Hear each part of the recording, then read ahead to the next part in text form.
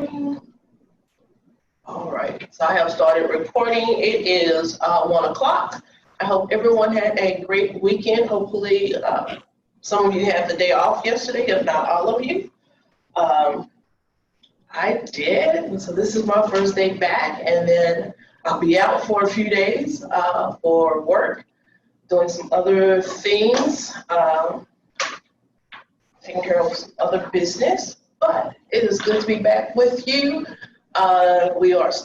This is the last section of our identification piece of the implementation series with the selection committee. So we're going to talk about just kind of the committee. We'll talk a little bit about transfer, exit, and appeals. Some of the things you might want to look at for your sharing, and then allowing you to share your practices. So what's happening in your districts, and then just a reminder of the GT Tuesday, the days for the rest of the spring, and the other topics. We're 3 months out, almost done.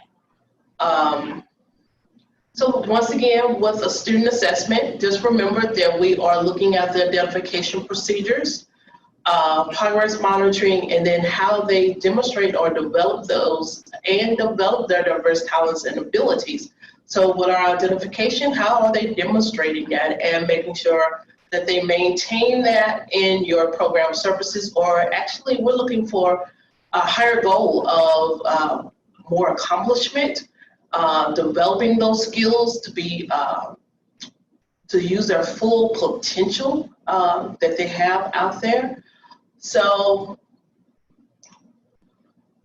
when you think about this point here, you've done your job of doing the assessment piece, and now you're into let's determine are they qualified. So you've done your testing, you're reviewing that data as you have received so far to see if what is the most effective way of your program services in your districts is the best educational fit for this child.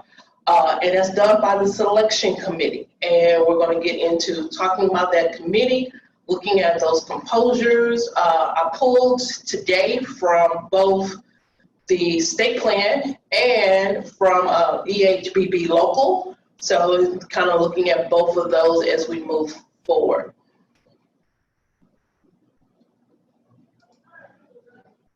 So the first section is members of the selection committee. So as you know, you should have a committee. It is formed of members who have completed training. And that training is based on, and I'll put this caveat at the bottom of that position of that committee member. You have enough counselor, they should have counselor training, which will also include your nature and needs.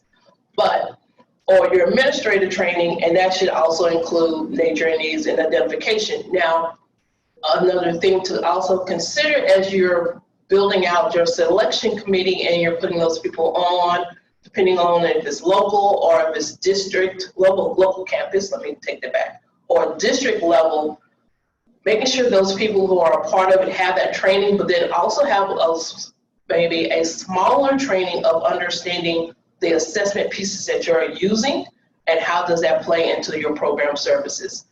And then when you look at the exemplary side of this, you're looking at all of your members have their 30 hours training and then their current 6-hour training. So it's more than just having what is required for their position, but having the complete continuum of GT services, GT training as they go forward. So depending on that person, some of them may have it depending on when they came through the system.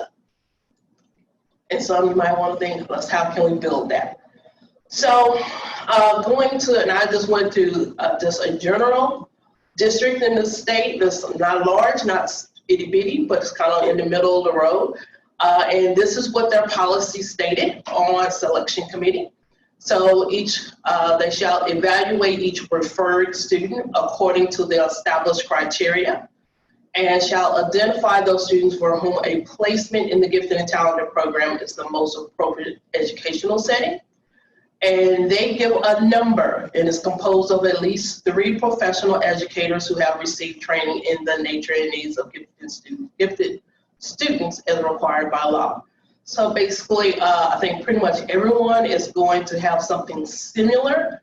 Where it may change is how it states your committee composure. If it's more than 3 or if it's 5, it might have a better definition, but at least 3. You want at least 3 people, at least one person will be that tiebreaker every now and then. And then as you look at the student data and you look at the process, I know some of you do it differently, depending on your profile sheets and what you're putting in that data. Some of you are doing very much a blind selection process, and then some are, everyone knows who the students are and know how we're looking at how you're looking at these students to make the best determination. I think it really just kind of depends on what are you looking for in your student population, and if you have a tendency to have overabundance of students, what are you looking for, and then how do you clean it up? So be very careful and very pointed of your selection committee. I know from the district I was working in, our selection committee also had to be representative of our campus. So finding members that were that was in the district, in our campus that had training to make sure that they were representative of our student body. So going back to looking at the data, so we're looking at a balance examination. So making sure that you have collected everything that you and that committee may need to make the decisions that is appropriate for students and appropriate for your programs. As you're thinking about, as they go forth, and you're looking at, is your assessment actually building into your program services? Are they reflective of each other? And are you selecting? Does it actually place students into appropriate placement into your services as they go forward? Is it a build upon and it's just, or are you assessing for one thing, but you're doing something else in your program services? So I think that's part of your program evaluation, to look at, are they matching and are they complementing each other as you go forward? And then the exemplary side is looking at whatever additional data beyond those collected. So whatever you're looking at, qualitative or quantitative, but what else are you building into your process for more knowledge-based decisions as you go forth? And that's really what you're looking for, is what do you need to make sure that all students are being assessed appropriately for your program services? Or are we just looking to put students in based on a cutoff? And we all have our cutoffs. We all have our district cutoff, our local cutoffs. We also know that we're looking at certain things. So when you look at it, make sure that you're having a balance, and just make sure if you have depending on your district, and you have 5 pieces, and you have a highly gifted pool, and you need to really look at it, what is your cutoff? Is it going to be 5 out of 5, 4 out of 5, 3 out of 5? Wouldn't recommend 2 out of 5 or 1 out of 5, but what are you looking at, and all the pieces pulling into it. So let's see, I got something in the chat.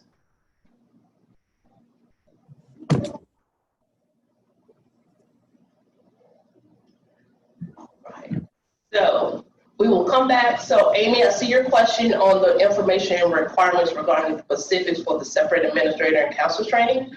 So those trainings have been finalized. They will be available through our ESCs coming up in probably late March, April, depending on how they're scheduling. They're getting their training. And then we will look at some of the parameters on those specifics on looking at that, and I will try to get that out. So I'll put that note down. Thank you. Got it. Okay. So Allison, I can't hear you. So you might want to put it in the chat because I can't hear people. I don't know why, but we will keep going.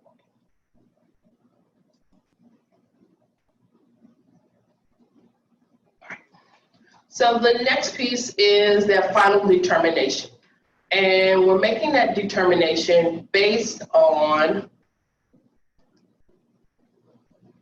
the committee looking at at least those 3 educators who have received their training and who have met and reviewed the individual student data. So they're determining either that child is not identified as a gifted and talented student, or they have determined that they are identified. And then going from there, and I put the appeal process separate from both of those because a parent can appeal either placement or non-placement. So it's just an appeal process. And then so once they are identified, then you have to determine your GT services, placement, and serve and code. That is your final thing, serve and code. And so when you look at it, thinking of our students who have been identified, what are the services? And I think that's where a lot of us within the state, really, we talk about what our program services are, but I'm not sure if everyone knows what those services are. So being very clear on what are your offerings, what are your array of opportunities for your students, and then determining is that the best fit for a student, and then thinking about those placement areas. And then also when you start thinking about determining GT services, because some of you are moving into those individual gifted and talented education plans for students, determining what is best and what is that long-range structured program. And if it's acceleration, and especially with acceleration, because that's a long haul, looking at how we're building and supporting that student beyond a great school year. Really make decisions on having that communication piece, because especially if they're moving faster in a certain subject area, who's going to support them? How will they be placed in further years? Because if you have a 4th grader taking 7th grade math, what are they doing in 5th grade? You can't flip-flop back. Or if they're going to a different campus, what are your options? Or we're going to do online, courses. So you have to really think about if you're going to build out how you're going to support those students as you go forth. And then going into your serve and code, making sure we are identifying and serving kids. And that's when you code, is once you start services. Right. And then, so we got a question from Mel. Is it acceptable if the meet and review individual student data happens virtually? I think it depends on your campus and your district. If everyone is like we're doing it on Zoom and everyone has the opportunity to conversate and talk about it, I can tell you no. And as long as everyone is on the same page and looking at the documents together, I don't see a reason why it can't happen virtually as you go forth.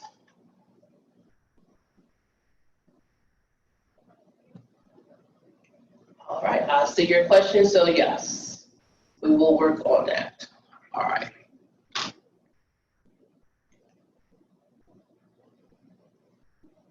All right.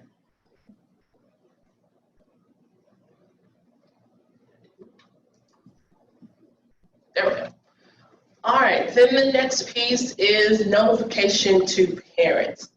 And I think this is one of those pieces when I looked at a lot of people's documentation on, think about how you want to communicate to your parents the results. And if they're placed or not placed, and to schedule a conference if they want to discuss the assessment data. So remember, they don't have to see the actual test, but they are allowed to see their child's results. And depending on the test and the vendor, it may be they can see the test. Your profile sheet, so how those decisions are being made, that's what they need to know. What services are provided, and then when does those services start? I think that's been a kind of a conversation piece with a lot of people lately is, especially with us going into our next, some of you finishing up this identification phase for our kinder, and then those who are going into the next phase of initial identification in probably April or late March, April, looking at when do you start services. If you're identifying at that point, do you start the next school year? Do you start here? And a lot of parents are assuming once they've been notified that they've been placed, oh, we're going to start, but actually you start the next year at the beginning of the school year. So looking at those services and then looking at what is your contact information, who should they contact? Is it the principal on the campus, or is it someone at the district level? Specifically, when you're doing your district level identification, who are they to contact about that placement and that determination of if they placed or not? Because sometimes it's very unfair to put it on some of your administrators when that decision is made at the district level and they have no knowledge of that communication. So letting parents know who to make sure. And then how do you do that? Is it an email? Is it into, some of you use Skyward, or do you send a letter home? So I think you really need to look at what are your district mechanisms for communicating, and then making sure that you're clear on what you're doing as a department and a program to make sure everyone knows what is the process. I know a lot of you do include the information on the appeal process, and I think that might be my next slide if I go for it. So I pulled another piece from the EHBB local on notification, and the district shall provide notification to parents of students who qualify for services, and they should be, that is totally voluntary, and they will get written permission. So check your policies to see if you are requesting, if you need to make sure that you have parent permission to, one, going back, also to assess, and then parent permission to provide services. So look at those two things as you look at your policies and you're updating your programs. I know in the district I left, we actually had that one main letter at the beginning to give permission to assess and permission to serve. So depending on where that student was. So it was all there in one 12 swoop as you went forth. But look at that. And then one thing I forgot to put in here today, and I'll put it in our next series, is the retention policy from our archives department on how do you keep these documents, how long should you keep these documents, and I will put that in our next presentation, so I'll put that down.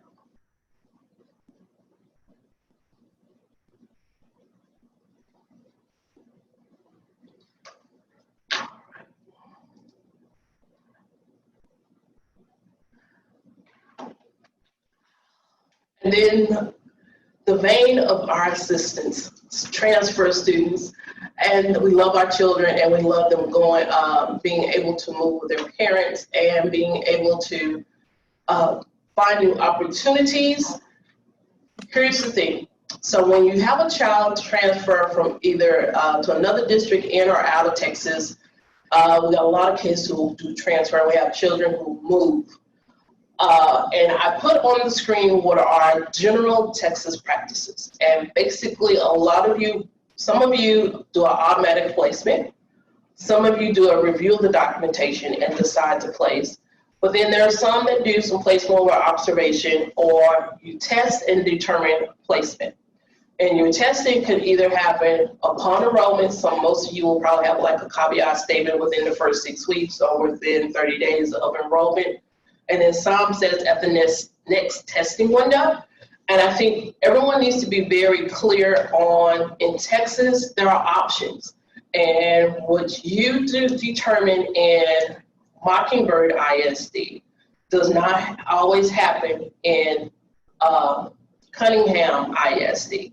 So we have to make sure that we are very clear to say, yes, your child has been identified for services here. And yes, they are gifted and talented, but they may not qualify for services in another district, but that does not mean they are not gifted and talented. So I think we have to start with watching our language and making sure we're talking about being qualified for services and not necessarily for identification of being a gifted and talented. I know it's kind of weird to say, kind of put that out like that, but especially if you're going to have, we have a highly mobile state. And when you look at these students who are moving, right now, the only population that has a caveat of protection is our military students who, depending on what your policy says, they are to be placed until you determine either you're doing it by observation, you're real it, or they're being tested. We are looking at how does that affect our other POPs, especially our homeless students, and there's been a recommendation that we follow the same that we do for a military student for our homeless students. And as you know, in the recent years, our homeless population, our gifted population, that has been our increasing number of students because they have been mobile due to Harvey, due to all of the storms, due to flooding, and they may move. And so we need to be cognizant of that in the services that we're providing to our DT students. So remember, we are service providers of gifted and talented education. And how do you do that? Making sure that you are not offending a parent, but letting them know that yes and well and good that they may have been identified in Mockingbird, but here in Cunningham, our services are different. So being very clear and transparent in that.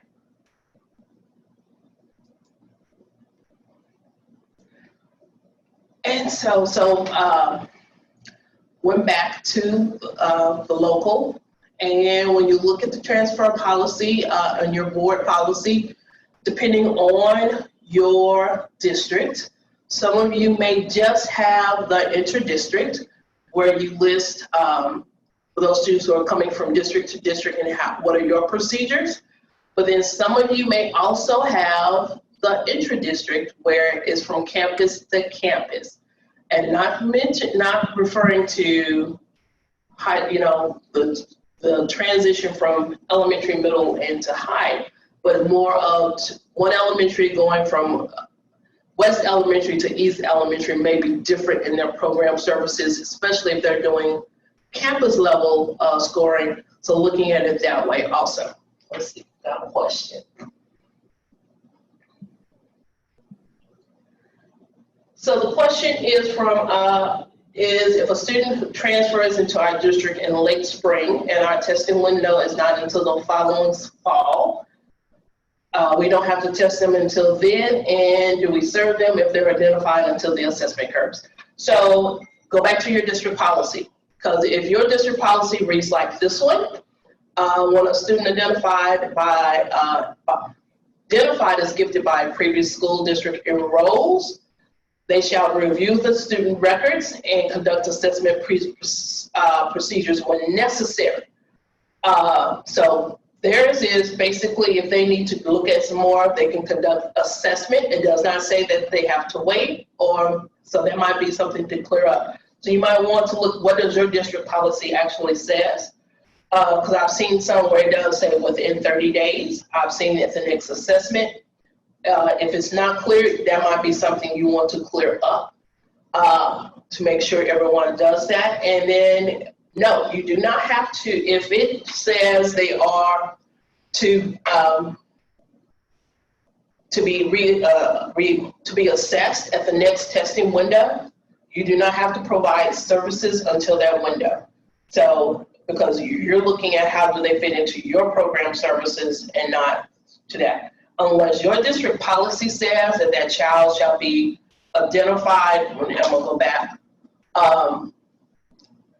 they should be placed until further testing. I will say to look at your own policy to see what it says. And we can look, if you got questions, send me your, let me know what district, and we can look at it and kind of review it. And kind of help clean that up, or look at your manuals to say how we can clean, what should your procedures be. But it really goes back to, what does your district say? And with this one, the district has that right to, they're going to review the data.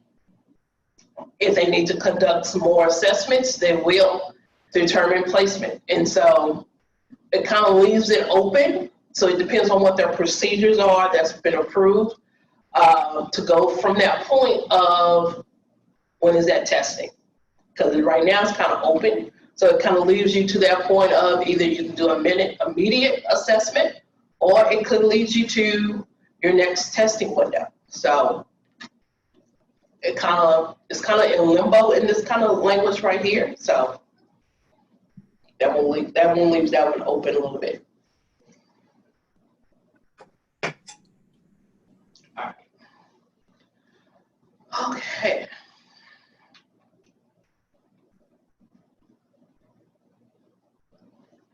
So the next one is exit provisions. So basically knowing how you're exiting a student. A lot of you, and this goes into, we'll get more into when we talk about our progress monitoring and reporting of our students. But what are you looking for when you're monitoring student performance? And remember, I like this key statement, in response to gifted and talented program services. This is not about what they're doing. Say it's a middle school student, you're providing services in math only. Well, they're failing social studies.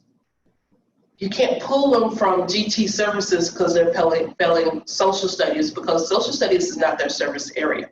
Their service area is mathematics. So you have to, look at what your program services are.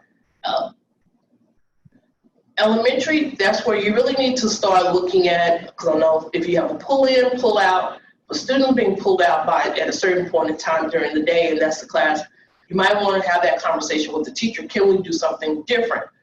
But they can't deny, the kid bombed the STAR. That has nothing to do with GT program services. So you have to look at what are your services, and then that's how you're determining your exiting. Also, it's by the selection committee or a parent. And sometimes some of you also have it in yours that the student can say they want to exit out of the program. So just look at who's making the request, and then why you're making the request.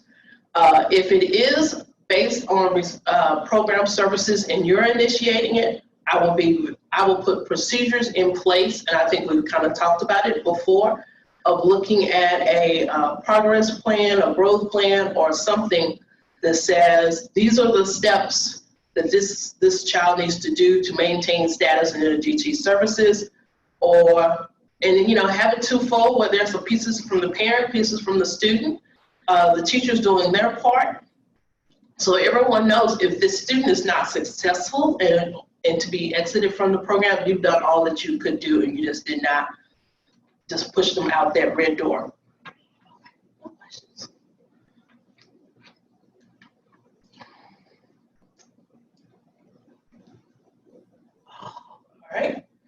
All right, Holly, I'm gonna come to, so Holly, can you come on? Can you hear? Can we hear you? We'll go back. Let me see, I might have to share you. Let's see. All right, now I have to find it. Intervention. Can you hear me?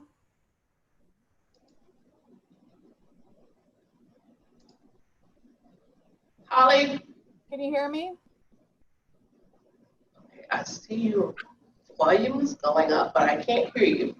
All right.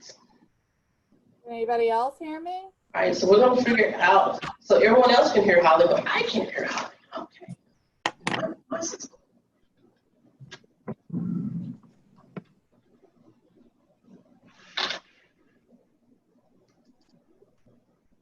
Can I share my screen?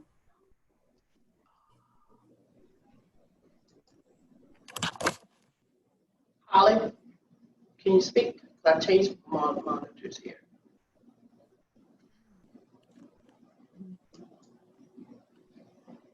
So Holly, I've given you co-host ability, so if you want to share, you can. Can everybody hear me better now? Good. Share screen.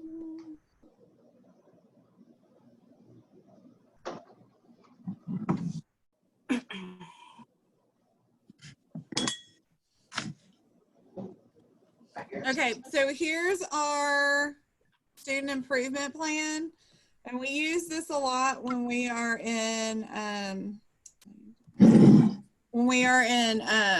middle school with some of our students.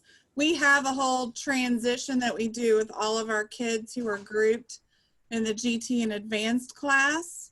But then sometimes parents don't want to take them out of that classroom or out of gifted services. They want them to try middle school, even though the data, we have lots of data like semester grades, MAP scores, portfolio, all kinds of stuff that we look at. We even give them an NNAT to see if they qualify in a new area. But we will have parents who ask for them to stay in services. And if they struggle when they get to middle school, we use this form a lot. And so it's like, what current services are they in? Why are we putting this child on an improvement plan? What are the characteristics that they've seen, whether the child's not turning in homework or not able to complete tasks or whatever it might be.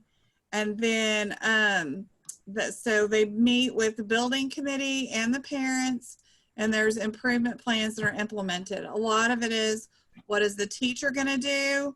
What is the parent gonna do? And what is the student gonna be held accountable for doing? And then everybody signs it. And then they agree to meet within 3 to 6 weeks after they've agreed upon the plan.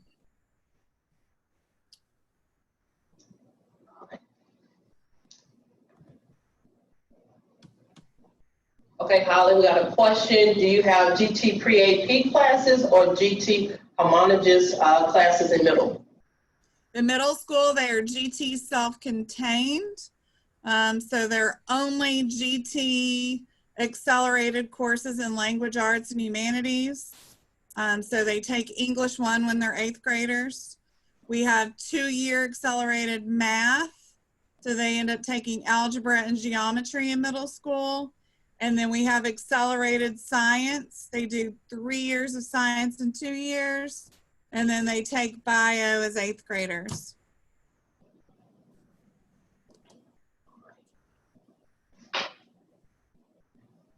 All right, thanks, Holly.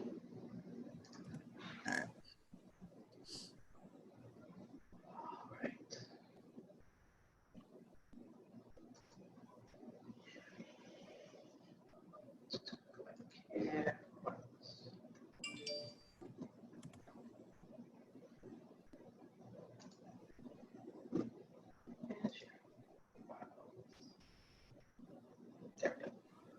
All right, thank you, Holly, for sharing. Holly, is that document something that you feel free sharing with the group on the website?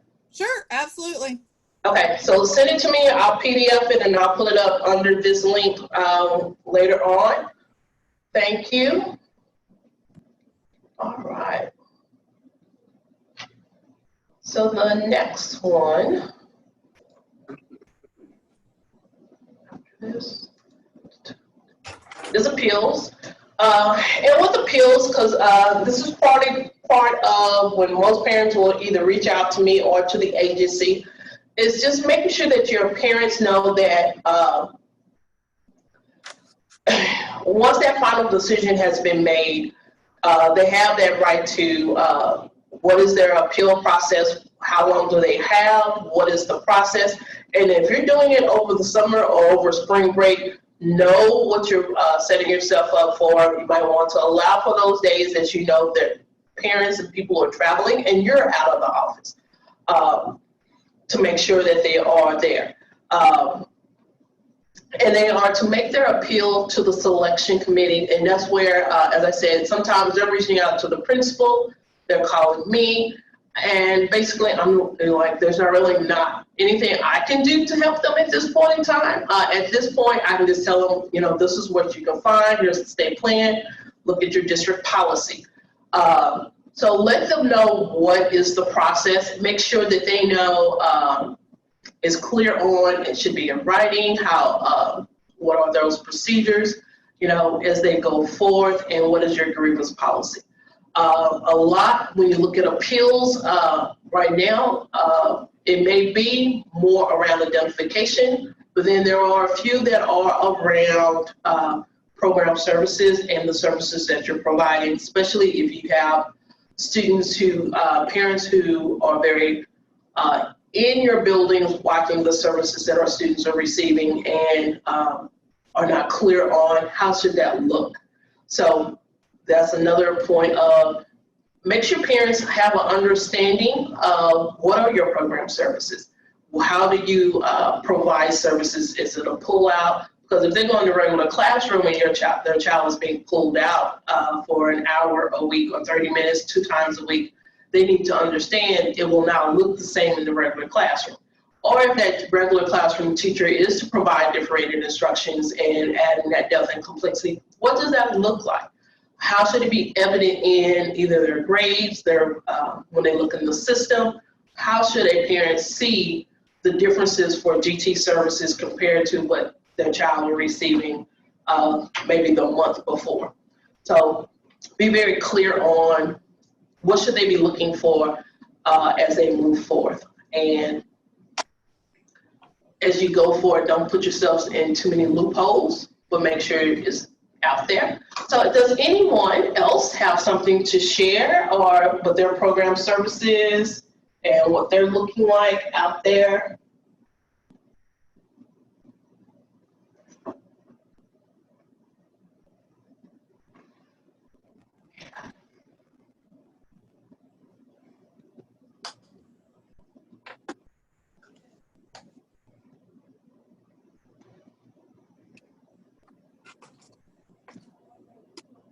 So I'm following up with Amy's question in the chat, where it's the accelerated middle school classes or high school GPA. So Amy, are you referring to if they're taking Algebra 1, or are you talking at another? I'm just trying to get a little further clarification.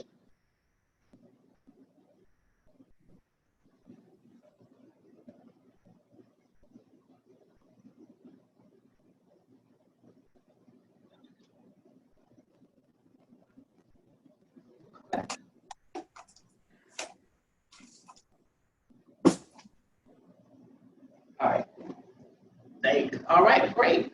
Anybody else wants to share what's going on in their districts and how their selection committees are working, either using blind identification, or everyone sees what students are being identified, what you're doing at the district level, or you're doing it campus-wide?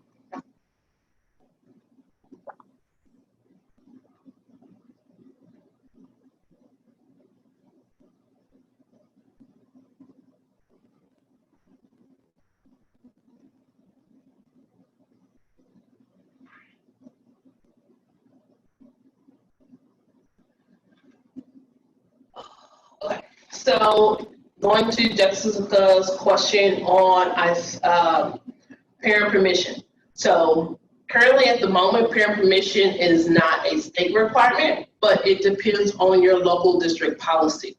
So look at the local district policy to see if it is a requirement within the local district.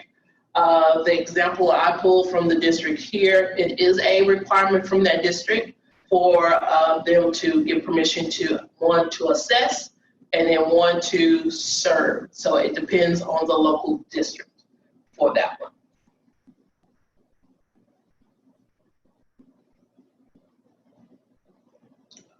Okay, so Mel has an Excel formula on district that their district came up with to determine placement if anyone. All right, we got another form out there.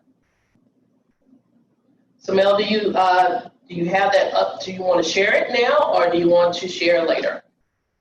I can share it now. It's cool. All right, let me come up And I'm gonna make, do you have a screenshot for us? Let me dig it out of my drive real quick. Because if you don't, I will make you a co-host right quick. Nope, And then I I got will one. allow you to share. Let me make a copy of this one real quick and delete all of our children's information off of it. Please do.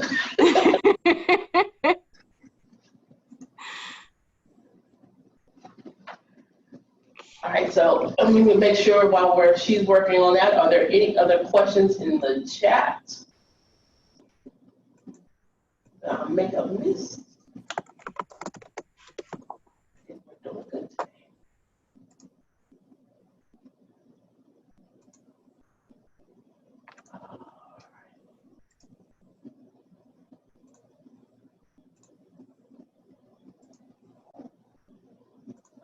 Whoops.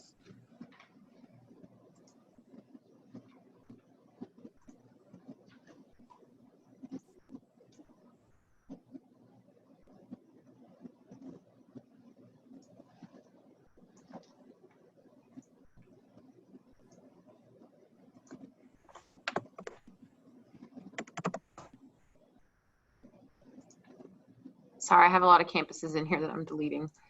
No problem.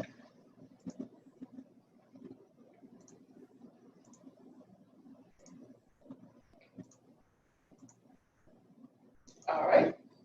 So your referral form serves as permission to test, and then the acceptance letter is just plain and simple. That is okay.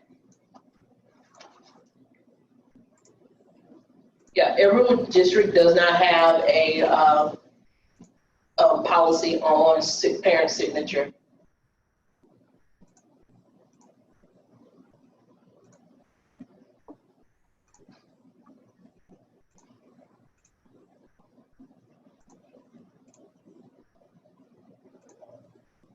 Okay.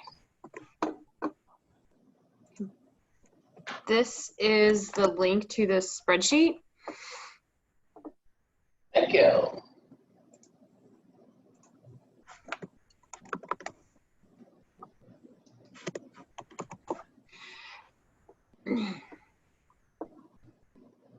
And Monica, I don't know if you want to display it from your screen or if you want me to share it from mine. Might be easier for you to share it from yours because you can talk it through. Point at things.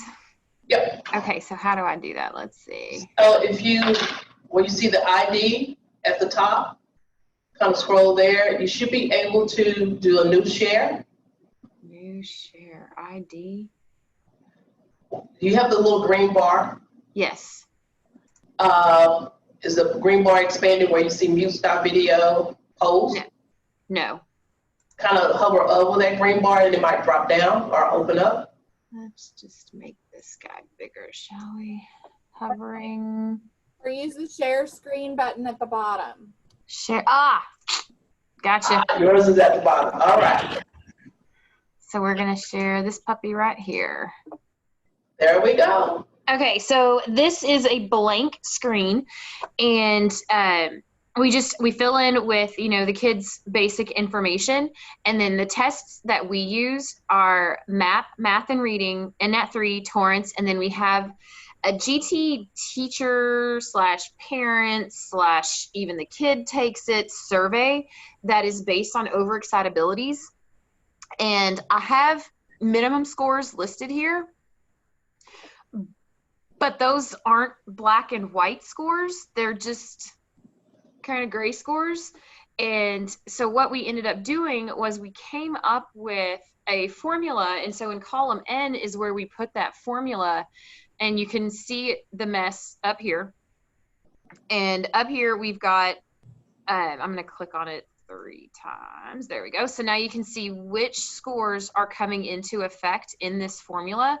And we basically took all of our minimum scores and determined how far the kid's score was from that minimum score, and then used that to come up with this composite score so that if the kid scores exactly the minimum,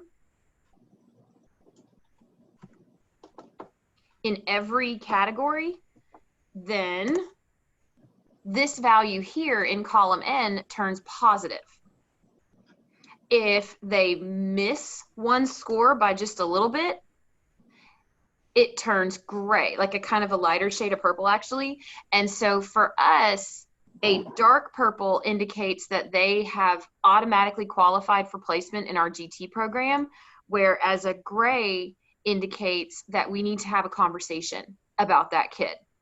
And that's why I was asking the question earlier about, is it okay if we do this, the, you know, qualification committee thing virtually? Because what happens is, like, I will make a comment in here and I'll tag, you know, whoever my counselor is, and from there they'll respond and, you know, they'll tag the principal, and we'll have an entire conversation going on in the comment section of our document.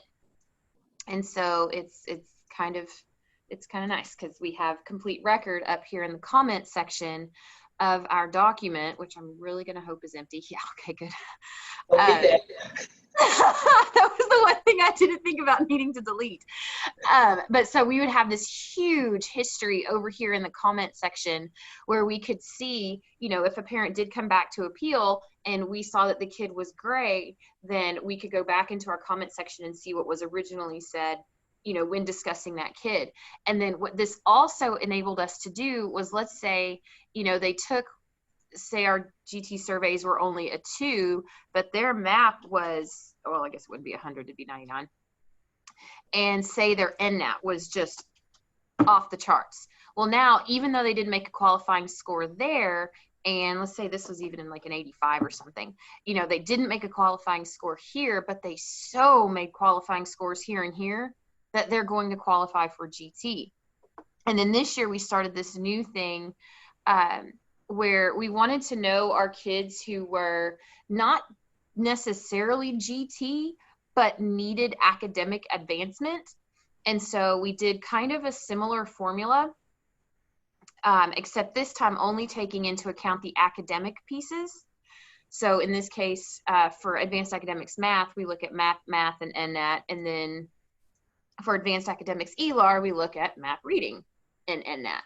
And it works the exact same way, where if the formula turns out to be positive, they get coded dark purple and they have automatically qualified.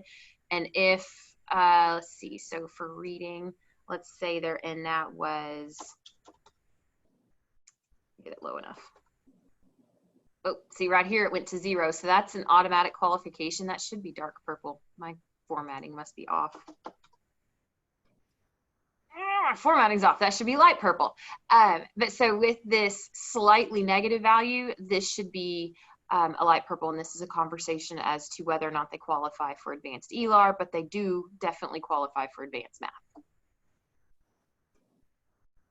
And that's the whole thing. Thank you. Oh, yeah, I was going to show that one other part. So I put in an example on the second tab. And so this is what it would look like for, like, I took all the kids' identifying information out, but you can see going down the row what everything looks like. And how we've got like some light purples that we discussed. I guess these don't need to be in here.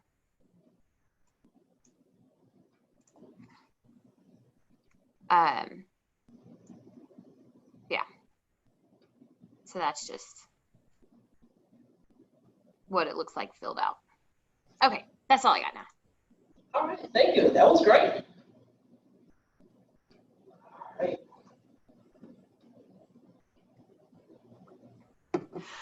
So Jay Torres asked where the cutoff scores came from.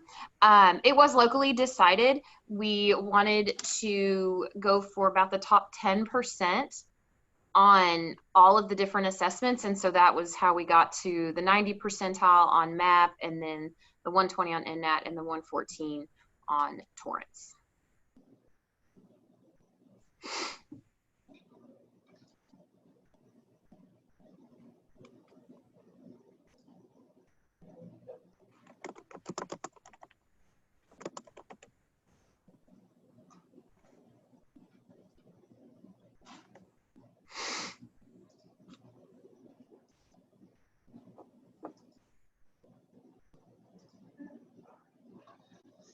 you.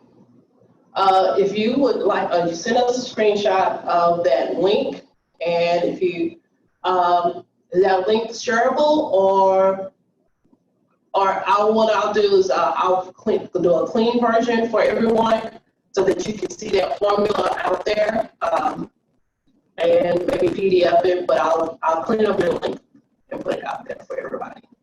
Yeah, that link So that link that I put up there, that is available for anyone, and anyone can go in and just click on file and make your own copy, and then it's your very own. All right, marvelous. Thank you very much. All right.